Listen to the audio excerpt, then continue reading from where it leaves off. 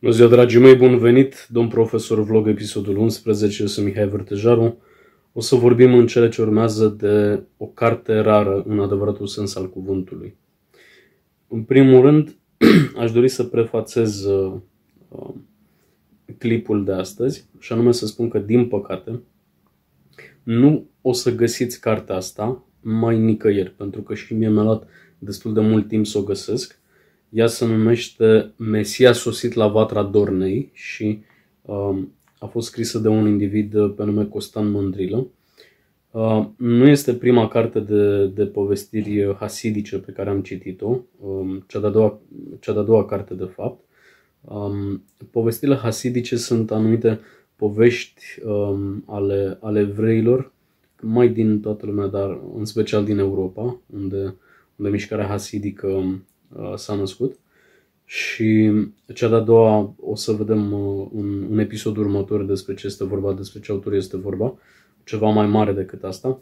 Însă cartea lui Costan Mândrilă este o bijuterie hasidică. Deci nu este doar o culegere de povești hasidice, este pur și simplu un roman de 72 de pagini, foarte, foarte scurt. Este ilustrat foarte, foarte bogat și am reușit să o găsesc foarte greu, abia săptămâna asta.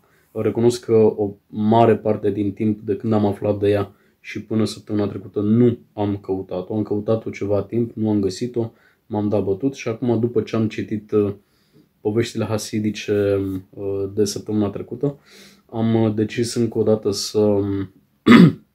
să merg în căutarea ei.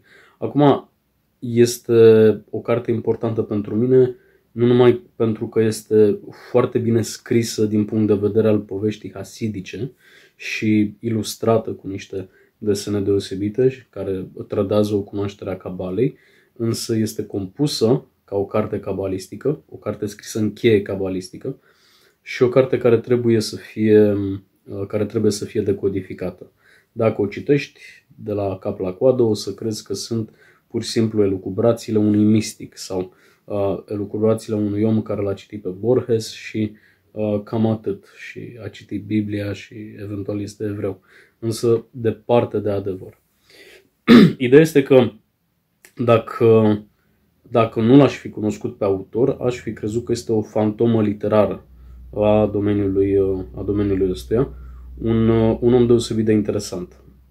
Felul în care l-am cunoscut este deosebit de interesant, pentru că în perioada respectivă aveam un interes deosebit de mare pentru Cabală.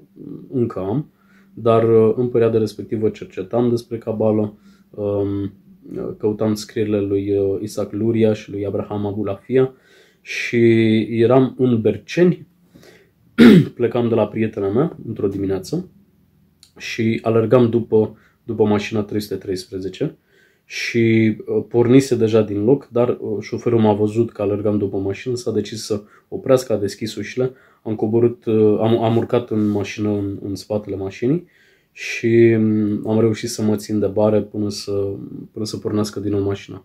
Acum, în fața mea am văzut un bătrân cu o barbă albă patriarhală care se uita fix la pentagrama pe care o purtam la gât. Ați văzut în anumite videoclipuri. Și fără să se prezinte, fără să zic absolut nimic, s-a uitat în ochii mei și mi-a zis: dumneata ești cabalist. Am fost destul de șocat, am fost destul de uimit, pentru că primul gând care vine cuiva atunci când vede o pentagramă la gâtul cuiva este: bă, ăsta e rocker, sau bă, ăsta e satanist, sau bă, ăsta e stelist și așa mai departe. Nu se gândește la cabală. Bineînțeles, omul respectiv avea habar de cabală, știa știința simbolurilor și știa de ce mă numește pe mine cabalist sau de ce anume mi-a oferit calificarea aceea. Și l-am întrebat: dar de unde știe că sunt eu cabalist? Și mi-a zis o chestie mistico-amuzantă și anume: păi dar noi ne mai știm de undeva. Și în momentul respectiv m-am gândit: dom'le, de unde mă știe omul ăsta? Poate de la vreun colocviu, de la o lansare de carte, de la o expoziție, că nu l-am văzut în viața mea. Și îl întreb: dar de unde mă știți?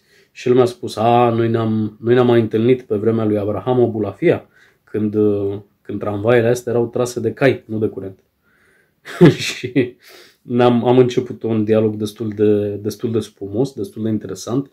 La un moment dat am ieșit la McDonald's, mi se pare, la Constantin Brâncoveanu și am discutat ore întregi despre tradiția iudaică. Domnul Mândrilă este un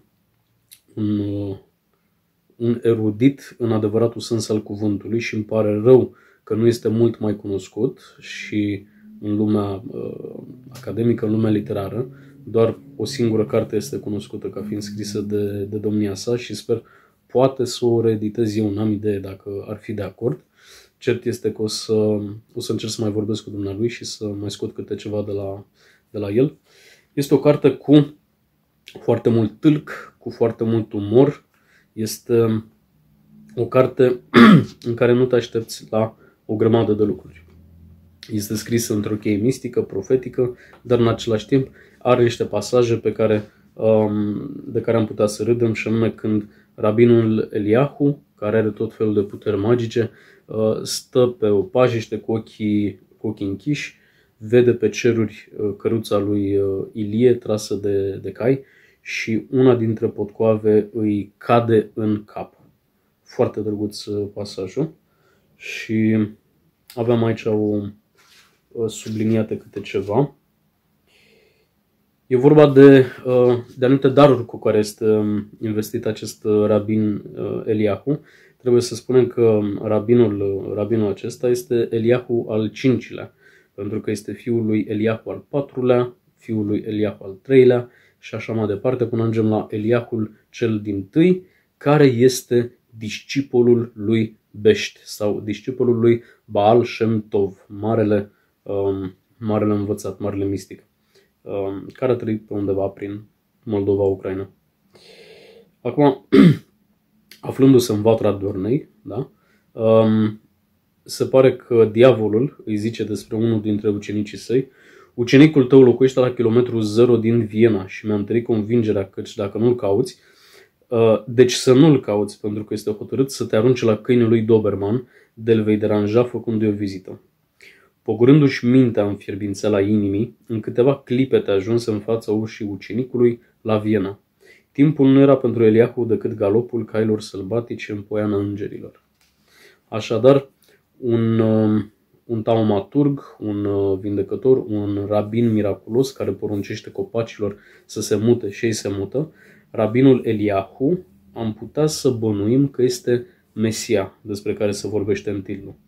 De asemenea, am putea să bănuim că este un alt a diavolului, pentru că el vorbește cu diavolul și are tot felul de raporturi cu acesta. Dar până la urmă, cine este Mesia din vatra Dornei și de ce a venit Mesia tocmai în vatra Dornei, o să vă las să descoperiți dacă o să aveți șansa să citiți cartea. Salutare!